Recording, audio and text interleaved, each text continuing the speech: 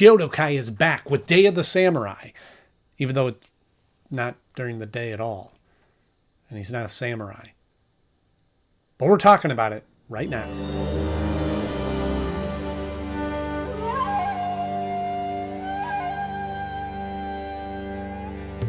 Hello, friends. Welcome back to the show. I'm so glad to have you. And if you're new here, welcome. I'm glad that you stopped by, and I hope that you'll stick around for a little while. Because if you're like me and grew up with Batman the Animated Series, then this is the show for you. We're going through each and every episode and talking about them 25 years later and seeing how they still hold up. And this is one of those episodes. We're talking about Day of the Samurai, which originally aired on February 23rd, 1993. Let me get the 60-second Joker Bomb rundown of the episode out of the way so we can jump into the rest of this episode, because you want to stick around and see where I rank this episode in my list of favorite episodes so far. I think I've said episode enough, so here's the synopsis of the episode.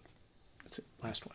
We see a woman practicing karate in a dojo, and a familiar face shows up, the ninja from Night of the Ninja, and she is kidnapped, and he throws a star against the wall with a message. Bruce Wayne gets a call from Sensei saying that she's been kidnapped, so he flies to Japan with Alfred, and they show up, and Sensei explains to Bruce Wayne what's going on, and Bruce Wayne explains to Alfred that there was this man 500 years ago that learned the special technique of how to effectively fight people with just touches, and even one of those touches could end up killing a man permanently. Of course, there's no other death. And so Bruce Wayne arranges with the sensei to exchange the scroll for his star student. And when they do that, then there's this confrontation, and the ninja Kyodai ends up with the scroll, and Batman ends up with the girl. So then Batman now has to face off against Kyodai, but now he knows the technique.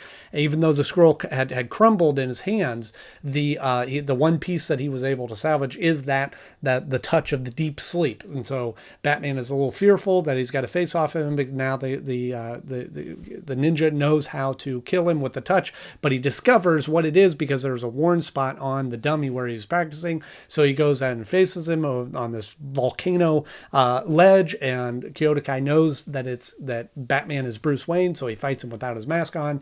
And when they fight, he hits him in the spot that is supposed to kill him, but he had protected himself, as we find out later. And he gets up, he stops him, but then the volcano comes in, and then he tries to save him, but he kicks it away, and the volcano overtakes him, and then Alfred and Bruce Wayne go home happy.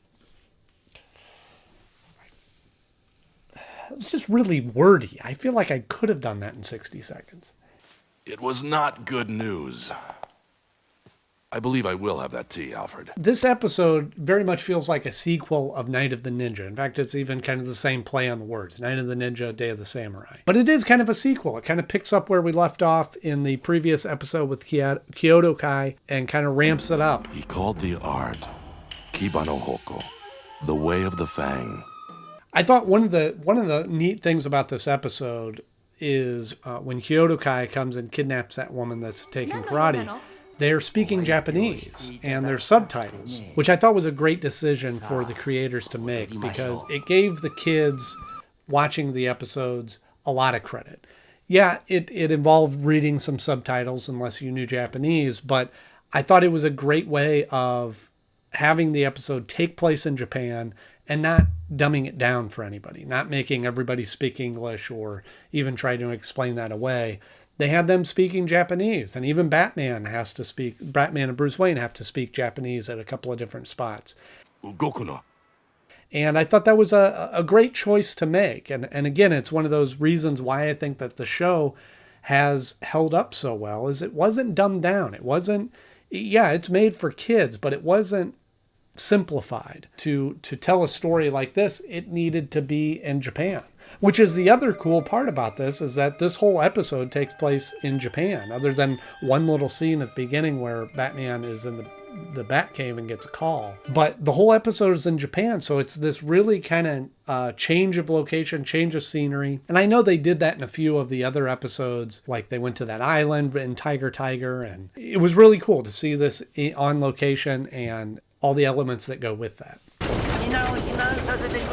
There's a great sequence in this on top of the rooftop when Batman is making the exchange of the map for the girl. It's a great sequence because there isn't a lot of fighting, but there is great suspense and great tension and great action sequence, and Batman jumping off and the scroll flying behind him, and just a lot of great elements in there that stood out to me because I feel like a lot of times, okay, our hero and villain meet, they fight, somebody wins, somebody loses, or it's a draw, and then they'll meet up again later.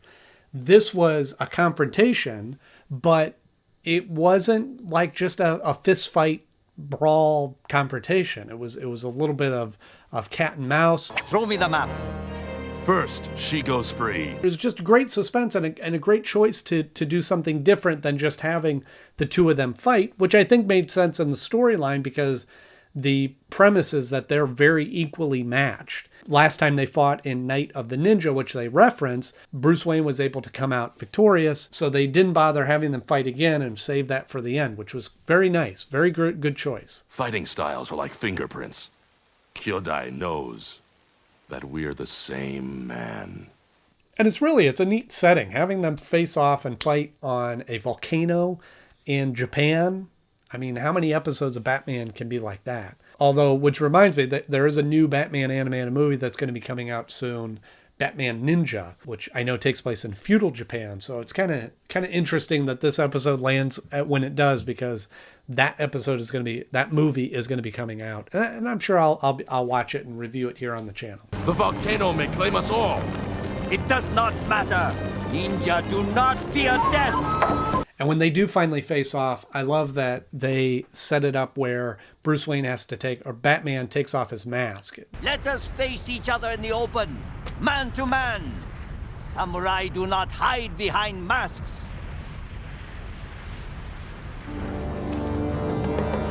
And it's kind of neat because both times that Batman has faced Kyodai has been as Bruce Wayne. I don't think there's any other villain that happens with, but it's less about Batman. It's more about Bruce Wayne and his past and fighting this adversary from his past. Why do you back away, Night Fighter? Afraid of my touch? Once he finally gets up and he does face off against him, and I know I've seen a lot of memes of this, but he slaps him around, which I think is just humiliating. But again, it adds a little bit of comical flair to this otherwise very serious episode. And that's the thing, this episode really carries a lot of weight. It's not a light story. I think that they kind of deal with this emotional sense of Bruce Wayne knowing that he has to face him, and that's the right thing to do. Even Alfred says, I thought that with the recovery of the young lady and the destruction of the scroll, your chores here were finished. There is a bit of that tension of he has to face this guy that knows a single touch that can be able to kill him. And so I think that carries some real weight, carries some real gravitas, if you will, and makes this episode a little bit heavier. So it's kind of nice at the end when he does face off against him that he slaps him around a little bit as a little comic relief there.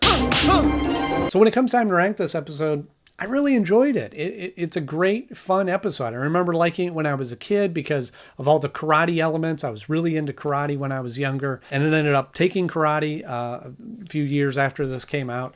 And it was influences like this episode and Ninja Turtles and Three Ninjas and Karate Kid that influenced me into wanting to take karate myself.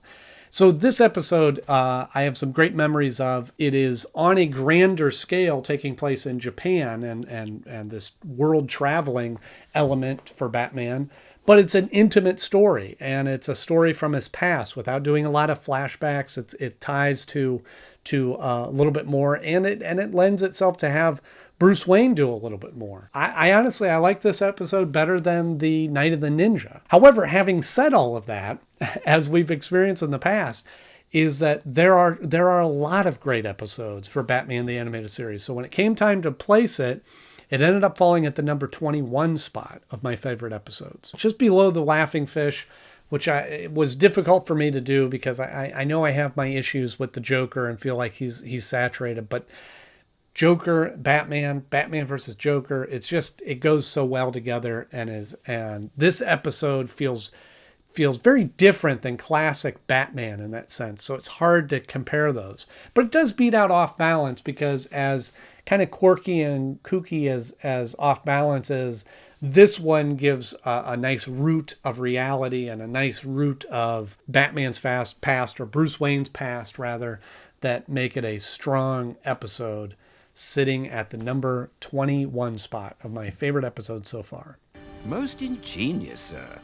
So let me know, which episode of with Kyodai do you like better, this one or Night of the Ninja? I think they're very different episodes, so I'm curious to know, which episode do you like better between those two? Let me know in the comment section below. If you enjoyed this episode, please click the like button. And if you want to see more of the episodes, just hit subscribe. That way you see the episodes as they come out. And speaking of seeing, tomorrow we're going to be talking about See No Evil for Batman the Animated Series. As always, thank you so much for watching. I'm Andy Knode, and I'll see you soon.